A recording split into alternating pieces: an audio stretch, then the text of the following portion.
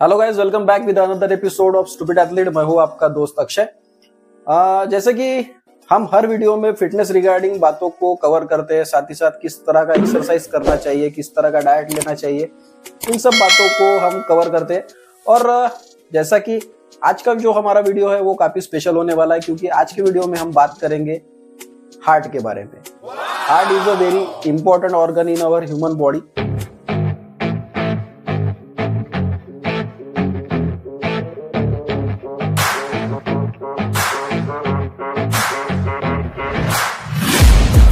Taking shots at the enemy. I'm gonna make it to the top, leave a legacy. जहाँ तक बात करें blood circulate करना, साथ ही साथ हमारे बॉडी को टोटली क्या कहेंगे उसे कंट्रोल करना। खैर ब्रेन तो कंट्रोल करता ही करता है, साथ ही साथ कुछ चीजें दिल के साथ भी होती है, इसीलिए हम हार्ट को भी उसी तरह का इम्पोर्टेंस देते हुए आज के वीडियो को कवर करेंगे। और बेसिकली जो चीजें आने वाले टाइम में हम देख रहे हैं या करंट सिनेरियो में देख रहे हैं, जैसे कि cardiac arrest. Cardiac arrest is a major issue in, जहाँ तक बात करें चलो 50 के ऊपर के लोगों में तो आ ही रहा है, लेकिन यंग एजेस में भी कार्डियक अरेस्ट के जो परसेंटेज है, जिसे हम कॉमन लैंग्वेज में कहेंगे हार्ट अटैक, तो ये काफी ज्यादा इसका जो परसेंटेज है हम कहेंगे आफ्टर कोविड बढ़ चुका है। कोविड के जो 3 साल थे वो काफी ज्यादा स्ट्रेसफुल थे, साथ ही साथ इन 3 सालों में बॉडी को ज्यादा एक्टिविटी नहीं मिला। बात करेंगे जो हमारा फूड है, फूड ज्यादा तौर पे कॉम्प्रोमाइज हो चुका था इन सब 3 सालों में। 3 सालों में हमने हर चीज खाई, हर में हमें कोई मतलब नहीं था उससे हमें क्या मिल रहा है, फैट मिल रहा है, कोलेस्ट्रॉल जो कुछ हमारा इंक्रीज हो रहा है, सब चीजें हमने दबा के खाई। और सर्टनली हम वर्कआउट करना भूल गए, हमारा हेल्दी लाइफस्टाइल भूल गए। ये तो हो गई चलो कोविड की बात, लेकिन जो लोग कॉर्पोरेट सेक्टर में काम करते हैं या जो बैठा यानी क्या कहेंगे उसे बैठ के दिन भर काम करते हैं कंप्यूटर के सामने, लैपटॉप के सामने, इसमें आपका हेल्थ कॉम्प्रोमाइज तो होता ही होता है, साथ ही साथ आपका जो माइंड है वो भी कॉम्प्रोमाइज होता है। अब बात करेंगे कि हार्ट अटैक के जो कॉजेस है, सबसे बड़ा कॉजेस है कोलेस्ट्रॉल का बॉडी में बढ़ना।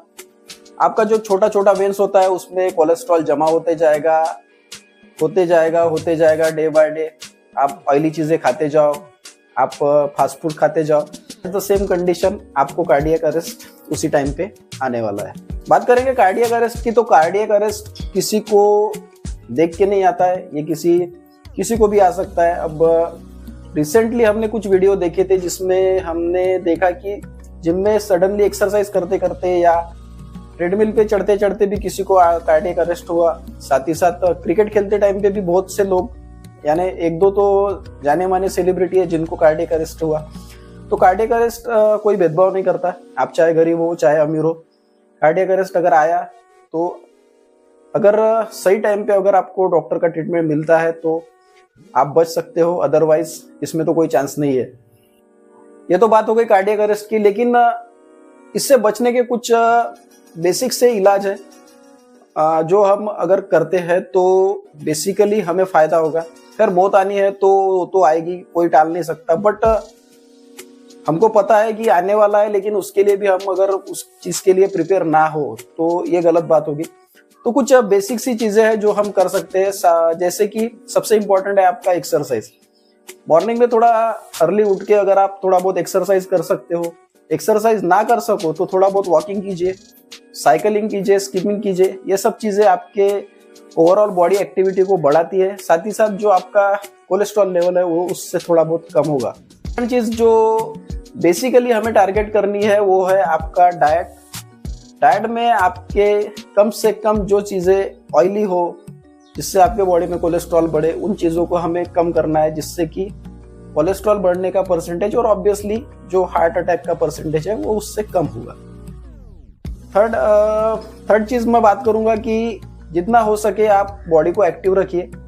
बैठे रहना या लेटे रहना ये कोई सोल्यूशन नहीं है, और एक्सरसाइज तो ऑब्वियसली करनी पड़ेगी।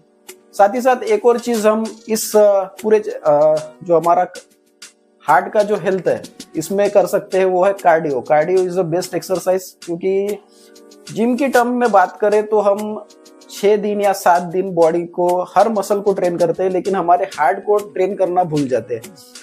तो इसीलिए जो कार्डियो सेशन दिए जाते हैं, जैसे कि आप संडे को कीजिए या वीकली 2 बार कीजिए, तो cardio session is very important for your heart health. और हार्ट रहेगा तो बाकी मसल सही सलामत रहेगी। अगर हार्ट ही नहीं बचा तो क्या करोगे? तो heart health is a very important thing, तो हमें उससे भी फोकस करना है। आप कुछ नहीं, बेसिकली आप रनिंग कर सकते हो, स्किपिंग कर सकते हो, और ऑब्वियसली थोड़ा बहुत कार्डियो एक्सरसाइज, क्रॉसफिट वर्कआउट, ये सब चीजें आप अपने वर्कआउट में ऐड करके आपका जो हार्ट का हेल्थ है उसे बेटर कर सकते हो। Everyone knows omega 3 is the best way to reduce your cholesterol level. Also आपके स्किन की क्वालिटी भी ये काफी ज्यादा इंप्रूव करता है। साथ ही साथ जो आपका बोन जॉइंट्स होते हैं उन्हें भी ये कवर करेगा।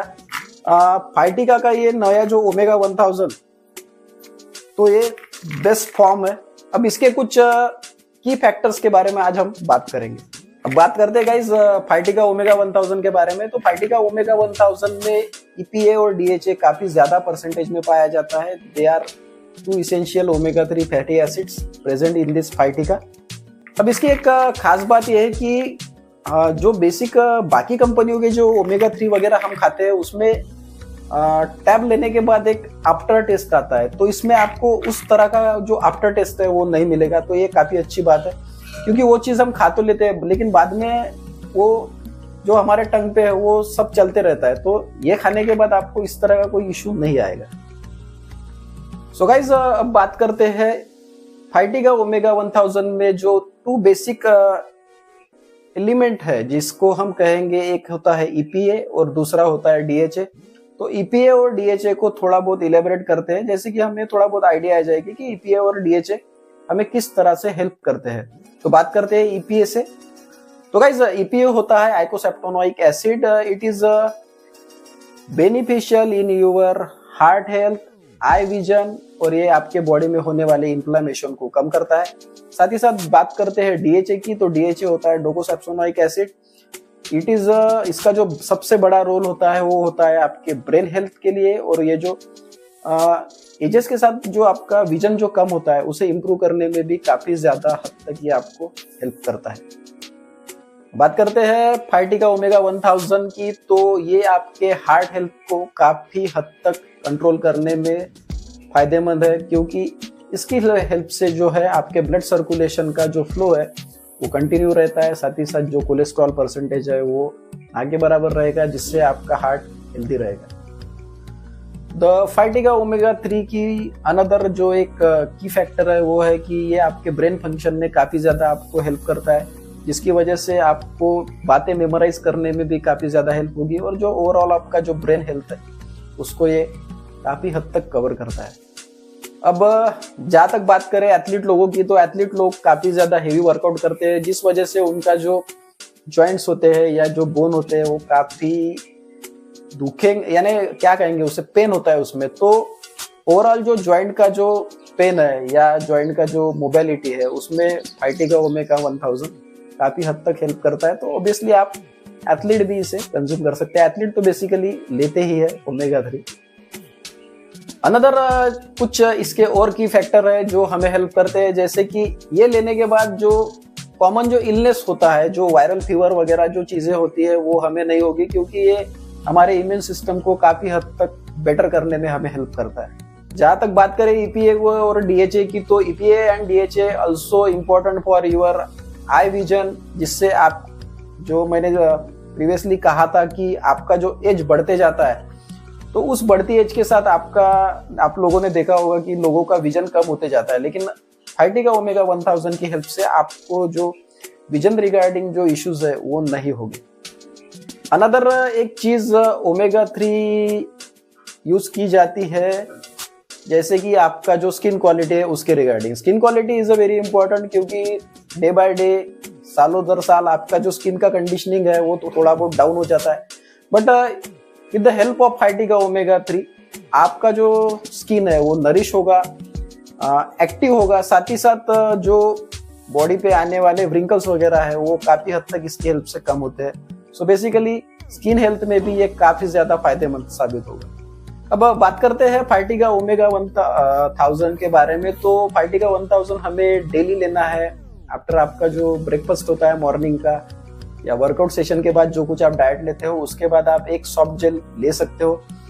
तो अगर आपको इसके बारे में कुछ डाउट है कि डोसेस आपको कैसे लेने हैं, तो आप जो आपके मेडिकल प्रैक्टिशनर है उनकी भी इसमें आप सलाह ले सकते हो। बेसिकली कहेंगे तो फार्टिगा ओमेगा 1000 की हेल्प से आपके बॉडी को टोटली नरिश होने में हेल्प होता है।